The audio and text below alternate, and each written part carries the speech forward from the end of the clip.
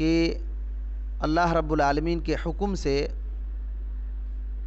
قبلہ کو تحویل کرنے اور بدلنے کی بات آئی تھی کہ پہلے بیت المقدس کی طرف منہ کر کے نماز پڑھ رہے تھے، اللہ تعالیٰ کا حکم ہوا اور بیت اللہ کی طرف نماز پڑھنے لگے۔ اللہ رب العالمین نے فرمایا کما ارسلنا فیکم رسولا منکم یتلو علیکم آیاتنا ویزکیکم ویعلمکم الکتاب والحکمہ ویعلمکم ما لم تکونوا تعلمون۔ فرمایا کہ جس طرح ہم نے تم ہی میں سے رسول بھیجا جو ہماری آیتیں تمہارے سامنے تلاوت کرتا ہے اور تمہیں پاک کرتا ہے اور تمہیں کتاب اور حکمت اور وہ چیزیں سکھاتا ہے جن سے تم بے علم تھے، جس کو نہیں جانتے تھے۔ یہ آیت کریمہ ہے، غور کریں، اس میں ابھی ہو سکتا ہے کہ کچھ چیزیں آپ کو نہیں سمجھ میں آئی۔ اللہ تعالیٰ نے کیا فرمایا؟ جس طرح ہم نے تم ہی میں سے رسول بھیجا۔ کس طرح بولے تو شیخ سعدی رحمۃ اللہ علیہ، عبد الرحمن بن ناصر السعدی رحمۃ اللہ علیہ اپنی تفسیر میں یہ ذکر فرماتے ہیں، یہاں جو بات ہے اللہ تعالیٰ نے قبلہ بدلنے کا ذکر کیا پہلے، اس کے بعد اس آیت کریمہ کو ذکر فرمایا ہے کہ جس طرح ہم نے تم ہی میں سے ایک رسول بھیجا۔ تو یہ جو قبلہ ہے بدلنا، یہ اللہ رب العالمین کی ایک نعمت ہے، اللہ رب العالمین کی ایک نعمت ہے۔ اسی وجہ سے اللہ رب العالمین نے اس سے پہلے والی آیت میں یہ فرما دیا ہے کہ ہم نے تمہاری نعمت کو تمام کیا اور تم کو ہدایت دیا۔ تو یہ جو قبلہ کا بدلنا ہے یہ اللہ رب العالمین کی طرف سے ایک نعمت ہے اور ہدایت ملی اور اللہ تعالیٰ نے دین کو مکمل کر دیا، یہ بات ہے۔ تو اللہ رب العالمین نے قبلہ کو بدلنے کی بات کر کے یہ کہا ہے کہ یہ جو قبلہ بدل گیا اللہ کی نعمت ہے، یہ صرف ایک ہی نعمت نہیں ہے، یہ ایک ہی نعمت نہیں ہے، اس سے پہلے جس طریقے سے ہم نے بہت ساری نعمتیں دیا اسی طریقے سے ایک یہ بھی نعمت ہے۔ اور دیکھیے قبلہ کا بدلنا اور نعمتوں کو تمام کرنا اور ہدایت دینا، یہ کتنی عظیم نعمت ہے کہ اللہ تعالیٰ نے اس نعمت کو یاد دلایا رسول اللہ صلی اللہ علیہ وسلم کی بعثت والی نعمت کو ذکر فرما کر کے، کہ اللہ تعالیٰ نے کہا تم ہی میں سے، یعنی انسانوں ہی میں سے۔ شیخ سعدی رحمۃ اللہ علیہ فرماتے ہیں تم ہی میں سے ایک رسول بھیجا، یعنی جس کی سچائی تم جانتے ہو۔ نبی صلی اللہ علیہ وسلم سچے تھے کہ نہیں تھے؟ پورے لوگ جانتے تھے۔ جس کی امانت داری تم لوگ جانتے ہو، پاک دامنی جس کی جانتے ہو، ایسے کو رسول بنایا تاکہ تم کو کیا کام کرتے ہیں، وہ کس طریقے سے تمہارے ساتھ پیش آتے ہیں۔ اللہ کی آیتیں تمہارے سامنے پڑھتے ہیں، اللہ کی آیتیں تمہارے سامنے پڑھتے ہیں اور تم کو پاک کرتے ہیں۔ کس چیز سے پاک کرتے ہیں؟ اب تفسیر ابن کثیر دیکھیں گے اور کئی تفسیر دیکھیں گے تو پاک کرنے کا کیا مطلب ہے کہ تمہاری بری عادتوں کو بدلتے ہیں اچھی عادت سے، اور تمہارے دل میں جو غلط عقائد ہیں اس کو پاک کرتے ہیں، تمہارے دل میں جو غلط عقائد ہیں اس کو بھی پاک کرتے ہیں، اور تمہارے اندر جو جاہلیت کی باتیں ہیں اس کو بھی پاک کرتے ہیں، اور تمہارے جھوٹ کو سچائی سے بدلتے ہیں، تمہاری برائی کو نیکیوں سے بدلتے ہیں، اسی طریقے سے تمہاری خیانت کو امانت داری سے بدلتے ہیں۔ یہ اس طرح پاک کرتے ہیں، اس طریقے سے پاک کرتے ہیں، یعنی ظاہر اور باطن اور اعتقاد سب پاک کرتے ہیں۔ ظاہر بولے تو تمہارا اخلاق جو بگڑا ہوا ہے اس کو اللہ تعالیٰ کی آیتیں پڑھ کر کے اس کو ٹھیک کرتے ہیں، اور تمہارا باطن جو دل میں شرک بدعات ہے اس کو بھی پاک کرتے ہیں۔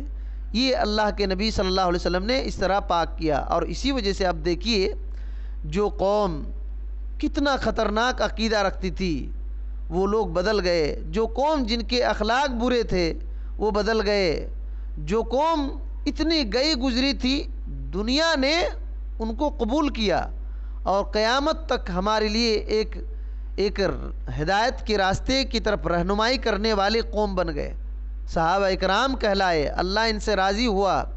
تو آج بھی محمد الرسول اللہ صلی اللہ علیہ وسلم کے طریقے کو کوئی بندہ اپنائے تو جانتے ہیں کتنوں پہلے گیا گزرا تھا، لیکن اللہ رب العالمین اس کو ایک مقام دے گا دنیا کے اندر بھی اور آخرت میں بھی۔ دنیا اور آخرت میں بھی اللہ رب العالمین اس کو پاک کرے گا، عزت احترام، اور سب سے بڑی جو دولت ہے اللہ کی معرفت اس کو حاصل ہوگی۔ اور کیا کرتے ہیں رسول اللہ صلی اللہ علیہ وسلم؟ کتاب سکھاتے ہیں کیا؟ قرآن مجید، اور حکمت سکھاتے ہیں۔ حکمت سے مراد جو ہے سنت ہے، رسول اللہ صلی اللہ علیہ وسلم کی تعلیمات ہے۔ کتاب سے بات ہے کہ کتاب تم کو سکھاتے ہیں۔ شیخ سعدی رحمۃ اللہ علیہ کہتے ہیں یعنی قرآن مجید کے الفاظ اور معنی دونوں سکھاتے ہیں، صرف تلاوت نہیں سکھاتے بلکہ الفاظ بھی سکھاتے ہیں اور اس کے معنی مطلب بھی سکھاتے ہیں۔ اور حکمت جو نبی کریم صلی اللہ علیہ وسلم کی سنت ہے، آپ کا طریقہ ہے، وہ بتلاتے ہیں، اس کی تفسیر قرآن مجید کی تفسیر کرتے ہیں۔